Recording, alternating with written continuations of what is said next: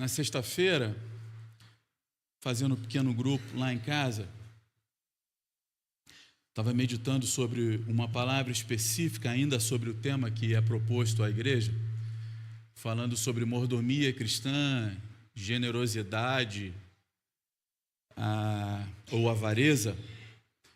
Eu me deparo com uma história que, não muito diferente de algumas outras, nós nos atemos somente ao personagem ou à pessoa principal daquele momento.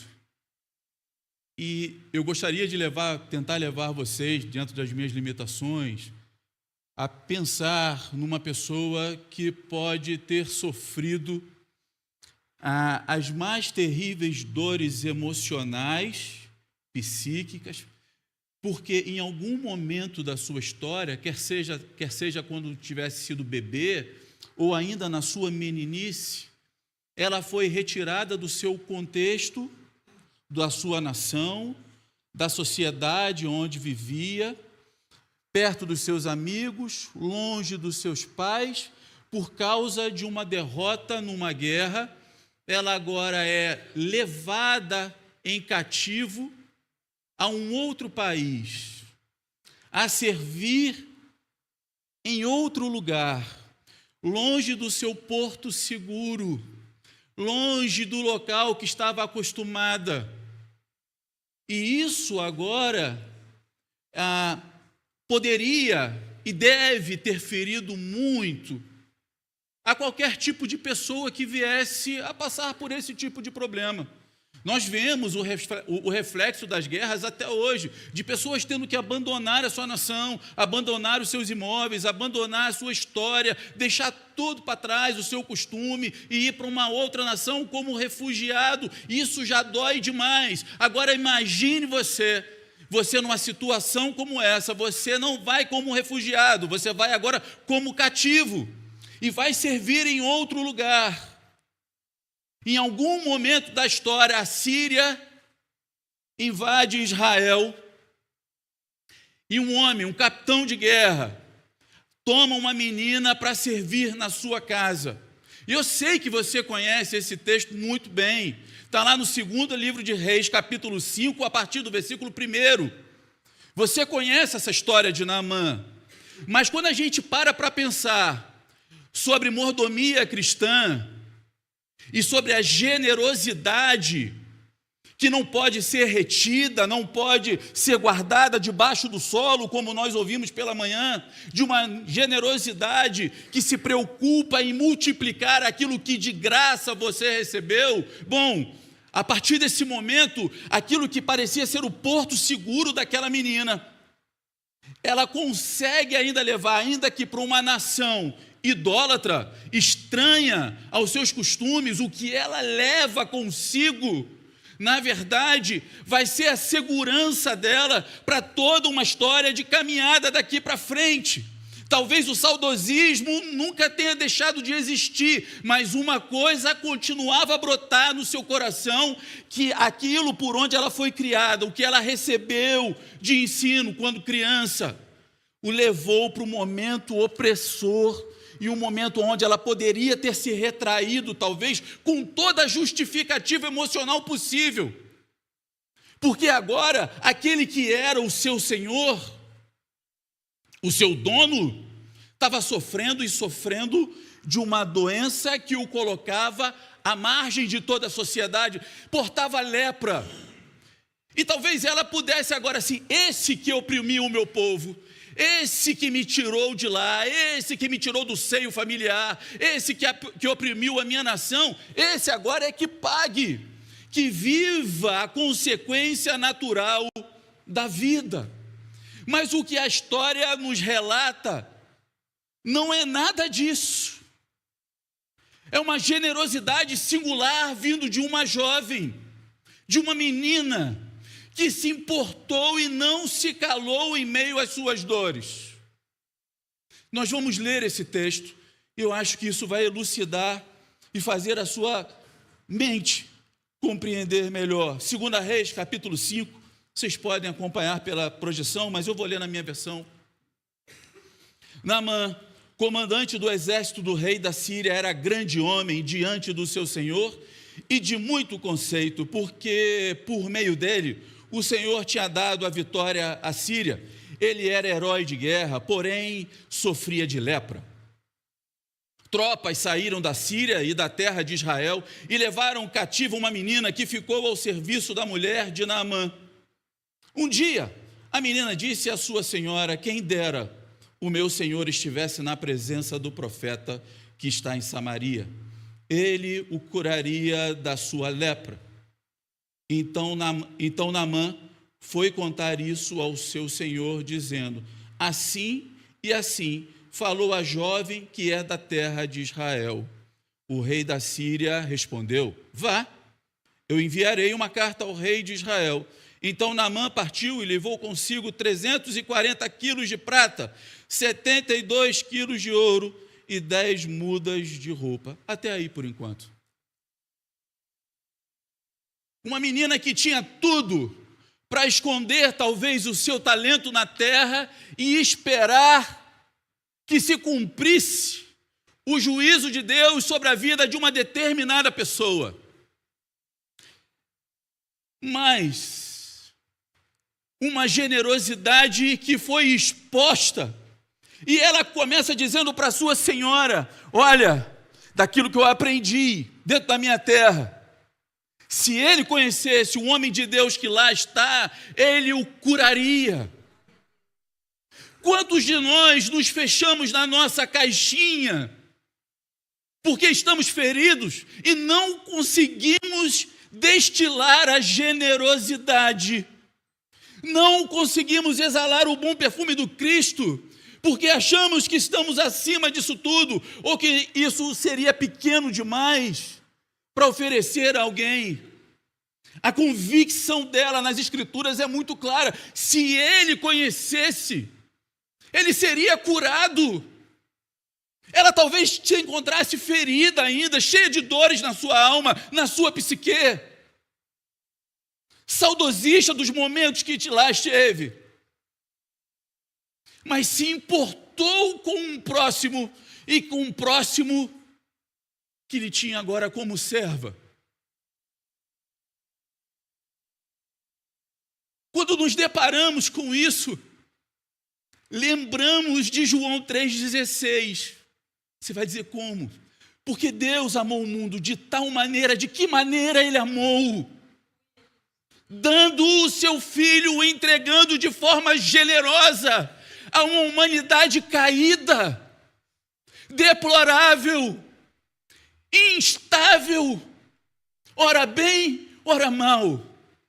Geração indo bem, geração depois indo mal. Ele entrega de forma voluntária o seu único filho, o seu filho unigênito, dando uma esperança para aquele que está ferido se curar por meio das feridas dele na cruz. Pessoas feridas curam se estiverem no centro da vontade do Senhor. Pessoas generosas, ainda que feridas emocionalmente, são capazes de mudar histórias complexas, quer seja de homens poderosos ou homens simples. Se você estiver no centro da vontade do Senhor, se você estiver imbuído do Espírito Santo, cheio de sua presença, o que vai emanar de você são rios de água viva. O que os antigos desejaram, nós podemos viver na integralidade do nosso tempo e da nossa existência, de um Deus que vai tabernacular na minha e na sua vida. Quanto tempo? Todos os dias, todos os minutos, todos os segundos, Ele te acompanha e habita a sua vida, na expectativa de que, ainda que você esteja ferido, como árvore cortada, Ele pode te restabelecer e, ao cheiro das águas, você poderá brotar novamente. uma dica de vida, um direcionamento de vida. Ela só falou, ele poderia ir lá, ir até lá, se ele conhecesse. Homem renovado, cheio de pompa, status ele tinha, acesso direto ao rei da Síria. Explica a situação. O rei da Síria não apenas dá a sua autorização para visitar, como também dá uma carta, dá recursos para que ele venha negociar. Mas eu e você, nós já sabemos que não há barganha com Deus, que não há uma necessidade de se empreender dinheiro para se obter bênção, que não há movimentos ou ritos que possam promover o milagre que já está prometido para a sua vida, mas há sim uma necessidade de trabalharmos muitas vezes o que de fato precisa ser transformado. Essa menina teve que trabalhar com certeza a sua mente para que esse momento da sua vida chegasse. Porque não deve ser fácil. Trabalha para alguém que não te paga, que te oprime, que limita você, que coloca você dentro de uma caixinha e diz, agora sim você pode sair, agora não, agora você faz, agora você não faz. Trabalha com amor desse jeito. Às vezes não conseguimos fazer isso de forma remunerada. Imagina fazer isso no meio de uma escravidão. Para os judeus, o processo de escravidão tinha tempo finito. Até que se pagasse a dívida. No ano do jubileu, todos eram soltos. Eu não vou entrar nesse mérito, mas ali não. O contexto era outro. Muitas vezes se casavam, seus filhos continuavam por escravos ainda daquela nação. Ou se misturavam e lá depois podiam tocar a sua vida normalmente. Bom, a generosidade singular daquela menina ecoou, de fato, na vida de Naamã. Naamã teve esse encontro com Eliseu, mas não da maneira que ele queria e que ele esperava.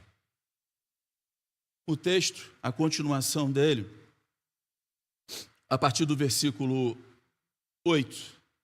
7, diz assim: quando o rei de Israel acabou de ler a carta, depois que recebeu de Naamã, acabou de ler a carta, rasgou suas roupas em sinal de medo e disse: por acaso sou Deus, com poder de tirar a vida ou dá-la, para que este envie a mim um homem para eu curá-lo de sua lepra? Como vocês podem notar e ver, ele está procurando um pretexto contra mim. A situação entre as nações ainda era tensa. Por isso a preocupação desse rei. Mas quando Eliseu, homem de Deus, ouviu que o rei de Israel havia rasgado as suas roupas, mandou dizer ao rei: por que o Senhor rasgou as suas roupas? Deixe-o vir a mim, e ele saberá que há profeta em Israel. Então Naamã, versículo 9, foi com seus cavalos e os seus carros e parou à porta da casa de Eliseu. Eliseu lhe mandou um mensageiro dizendo: vá e lave-se 7 vezes no Jordão, e a sua carne será restaurada, e você ficará limpo. Mas Naamã ficou indignado e se foi, dizendo: eu pensava que ele certamente sairia para falar comigo. Ficaria em pé, invocaria o nome do seu Senhor, seu Deus, passaria a mão sobre o lugar da lepra e restauraria o leproso. Por acaso não são Abana e Farfar, rios de Damasco, melhores que todas as águas de Israel? Será que eu não poderia me lavar neles e ficar limpo? Então deu meia volta e foi embora muito irritado. Então seus oficiais se aproximaram e lhe disseram: meu pai, se o profeta tivesse dito alguma coisa difícil, por acaso o Senhor não faria? Muito mais agora que ele apenas disse: lave-se e você ficará limpo. Perceba, o direcionamento foi dado, não foi? Por alguém, uma pessoa que poderia ficar calado. O processo até chegar precisava ser trabalhado no coração de Naamã, da mesma forma que possivelmente aquela menina teve que trabalhar as suas emoções ao longo desse tempo. Sobre essa menina específica, Charles Spurgeon vai destacar da seguinte maneira: destaca a fé prática da menina e observa que uma menina pode ser instrumento da graça de Deus, mesmo em cativeiro, transformando dor pessoal em bênçãos para outros. Henry vai dizer que, embora pequena, ela é corajosa e, mesmo desarraigada de sua terra, mantém a fé em Deus, o Deus verdadeiro, e deseja compartilhar essa esperança. Mesmo desarraigada de sua terra, quantas vezes nem desarraigado nós estamos, e eu não estou falando de ser tirado do Brasil, não. Eu estou falando, às vezes, de a gente nem perder o chão, como diz. A gente está ali, sabendo onde está pisando, e por coisas mínimas, somos incapazes de destilar a generosidade. John MacArthur vai dizer que sua disposição amorosa contrasta fortemente com a expectativa humana de amargura, mostrando como Deus pode usar circunstâncias ruins para revelar sua bondade. Muitas vezes é no meio ou por meio das nossas dores que vai se criar uma identificação com alguém para que Deus venha atingir e alcançar este. Você não é o único que precisa de ajuda. Somos ovelhas e somos tratadas por um único pastor. Ela precisou ter resiliência emocional, ela precisou escolher perdoar, ela teve uma generosidade inexplicável.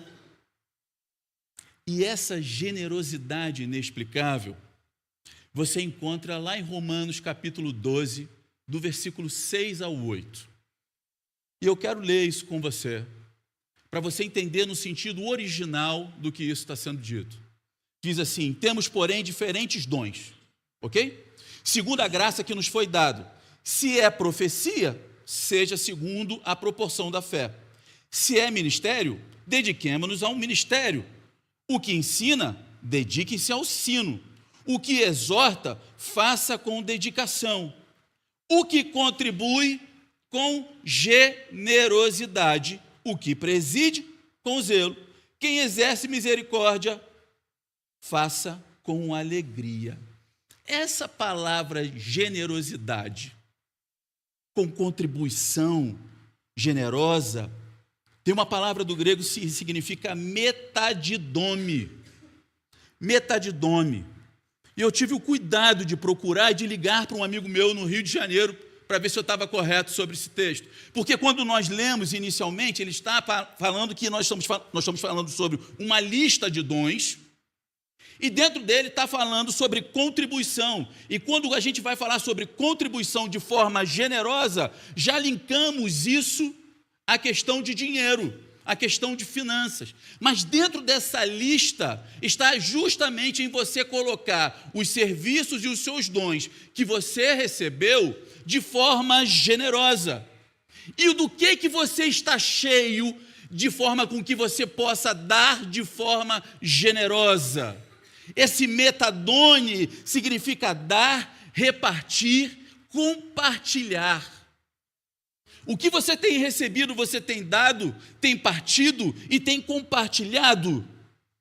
Quer sejam por contribuições financeiras ou sobre os dons e talentos que o Senhor te deu, como foi pregado pela manhã, cabe a mim, cabe a você reparti-los de forma generosa, compartilhando por meio de recursos materiais, tempo, hospitalidade, finanças, seja lá como for, é responsabilidade minha e sua fazer isso de forma generosa. Afinal de contas, Você administra algo que lhe foi dado por meio da graça e imputado a você a responsabilidade de multiplicar o que você recebeu. Isso acontece, esse mesmo verbo, você vai encontrar em Lucas 3,11, que é o mesmo verbo utilizado onde Lucas vai dizer que nós devemos compartilhar túnicas e também comida. Não se trata só de dinheiro. Trata-se de você contribuir com aquilo que você recebeu. Mesmo cativa, a menina deixou sua generosidade livre. Mesmo cativa, a sua generosidade estava livre. E como é que nós estamos agindo diante da liberdade que o Senhor nos deu? A nossa generosidade está aprisionada? A nossa mente está cauterizada, presa, arraigada a um teu mundo de problemas, não olhando com generosidade aquilo que você está cheio? Ainda que cativa, sua generosidade plantou esperança e abriu caminho para o milagre de Deus na vida de Naamã. Ele chegou lá, inclusive cheio de expectativas litúrgicas de como o profeta deveria atendê-lo. Ele disse como queria que ele fizesse, já traçou. Primeiro, não me recebeu. Segundo, não veio orar por mim, não botou a mão sobre a minha ferida, não pediu para que ficasse limpo. E agora me dá um direcionamento, me manda descer num rio de águas turvas, aonde no meu país, na minha nação, eu tenho rios melhores para poder praticar isso. Então, algo precisava ser trabalhado na vida desse homem também. Então, veja que pessoas feridas, muitas vezes, são instrumentos para tratar pessoas feridas. Agora, não é você que cura, é você que exala o bom perfume, porque o bom perfume tem nome. Tem nome, não é seu, não é meu, é do Cristo. A luz que brilha em você não é minha, não é sua, é do Cristo. Aquilo que você leva como sabor de vida e que aonde você vai, pessoas querem estar perto ou pretendem ouvi-lo, é de um sal que foi derramado sobre a tua vida e que agora você não pode se tornar um homem ou uma mulher insossa, mas que deve agora qualificar outras vidas e dar sabor a elas por meio daquele que habita em você de forma integral. É isso que se tem para fazer. Agora aquele homem tem a sua mente desconstruída, volta-se para a oportunidade que ele mesmo ajudou a construir, indo ao rei, pegando carta, se reportando até lá, se direcionando até o profeta, e por se frustrar, por não ser do jeito dele, ele dá as costas. E se não tem alguém no meio do caminho para dizer, olha, se você tivesse te pedido algo difícil, você não faria? Pelo amor de Deus, é simples demais, mergulha aí. Mas o simples de Deus dá um nó na cabeça de muita gente até hoje. Na quinta-feira, ainda na minha vida profissional, lá do trabalho, 3 meninas discutindo, porque uma delas tinha acabado de voltar de um funeral, e estavam discutindo sobre vida após morte. E aí, cheguei quieto fiquei, sentei no meu canto, era a hora do almoço delas, e fiquei lá e me perguntaram assim, Anderson, o que você acha disso? E eu falei, é muito simples. Morreu, segue-se o juízo, vida ou morte. Mas como assim? É simples assim.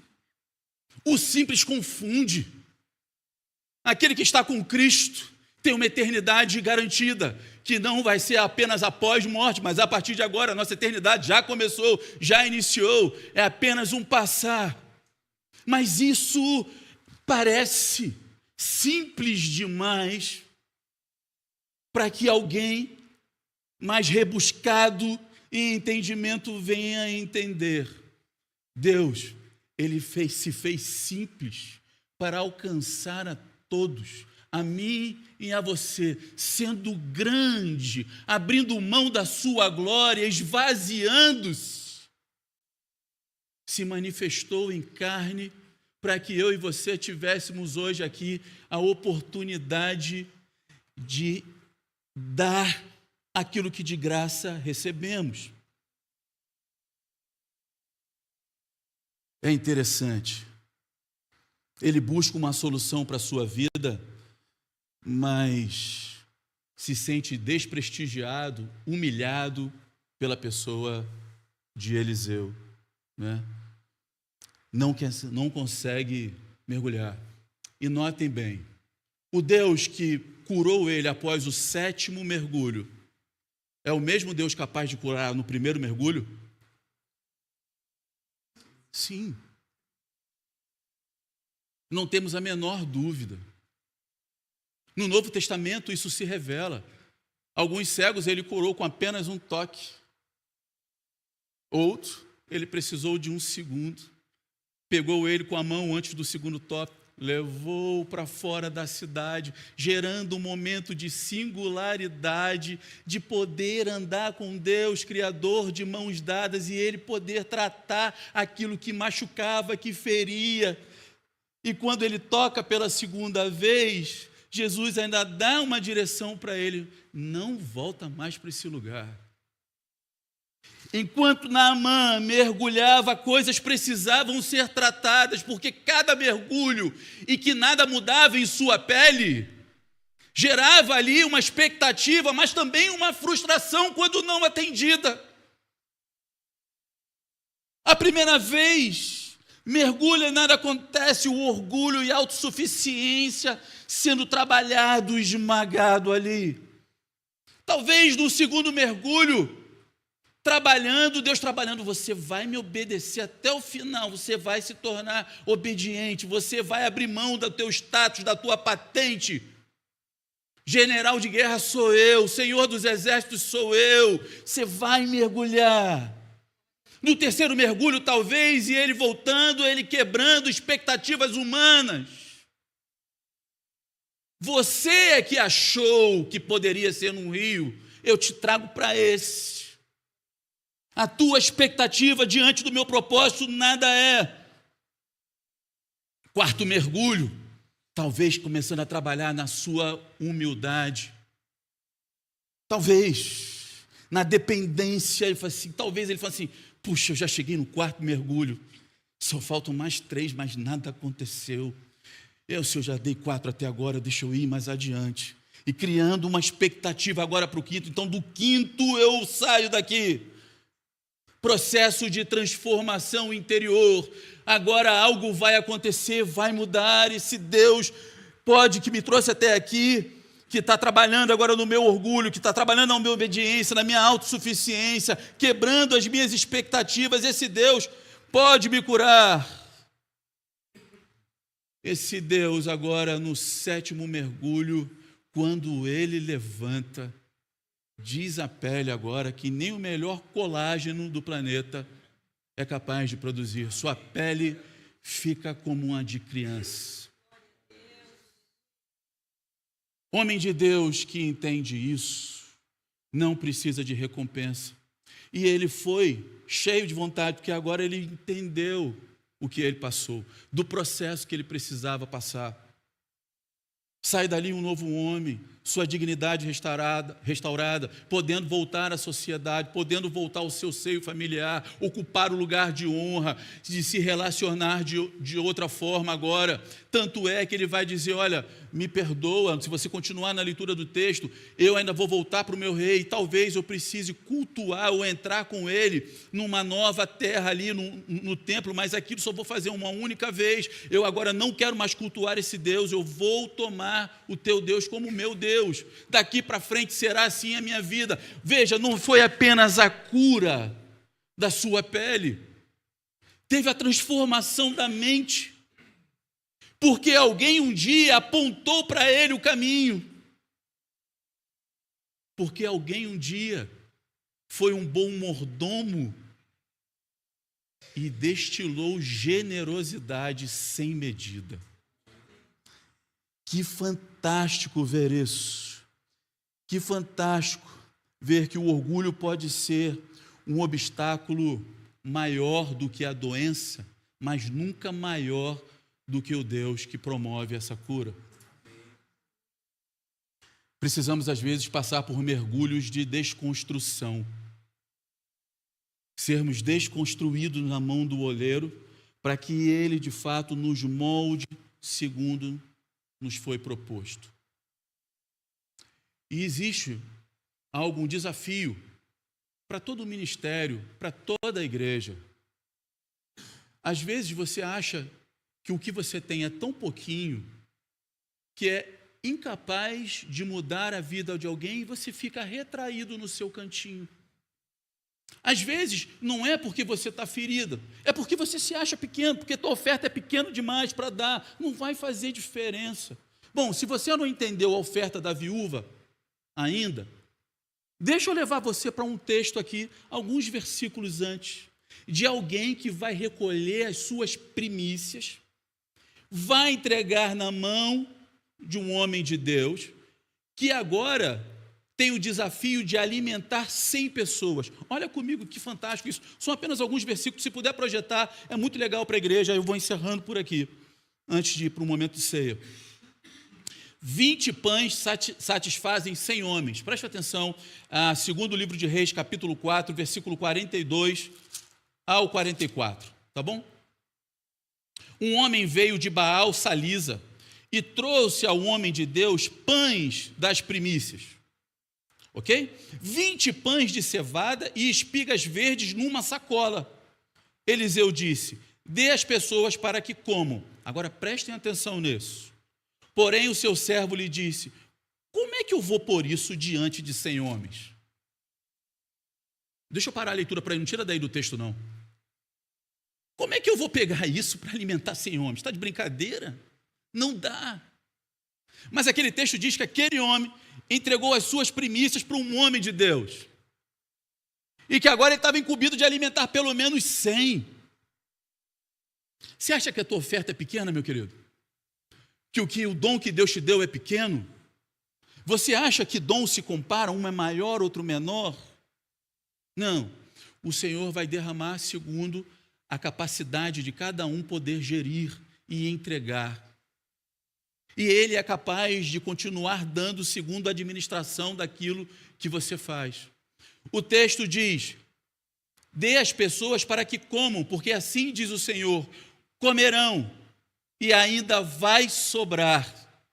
Então o servo pôs a comida diante deles, comeram e ainda sobrou conforme a palavra do Senhor. Você está pensando que o seu é pequeno demais para poder dar, que não vai ser capaz de mudar a história de uma igreja, a história de uma vida, a história de uma sociedade, a história de uma comunidade? Não é pouco, não. Se você está entregando com generosidade as tuas primícias, sabendo a quem está confiando, esse a quem você entregou é capaz de multiplicar e saciar vidas que jamais você sonhou e imaginou que fosse capaz de ser mudado e transformado. Ainda que essa pessoa que está recebendo dessa porção precise passar por um processo de aprendizado, de tempo, de desconstrução, de mergulhos para ser tratados, Deus é capaz de fazer porque você entendeu o que é partilhar com generosidade.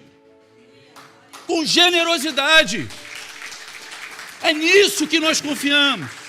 É nesse Deus capaz de alimentar multidões. Ele faz isso de novo com o seu filho. E não é o seu filho que diz que obras maiores nós faríamos. Eu estava sentado hoje aqui pela manhã e o Fávaro dizendo comigo, ele falou assim: cara, como é que pode? Mano, eu me lembro aqui não tinha nada. E eu nem estou caminhando com vocês há tanto tempo. Como é que agora vocês têm um prédio, cara? Como é que vocês têm?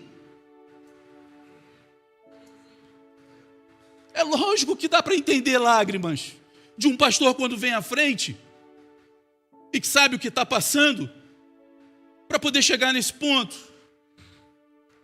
Mas não somente pelo trabalho individual de cada um ou coletivo, mas porque esse Deus gracioso, generoso, Ele é capaz de fazer infinitamente mais do que pedimos, pensamos, sonhamos, projetamos. Nem olhos viram, nem ouvidos ouviram o que o Senhor tem projetado para as nossas vidas. Sabemos disso.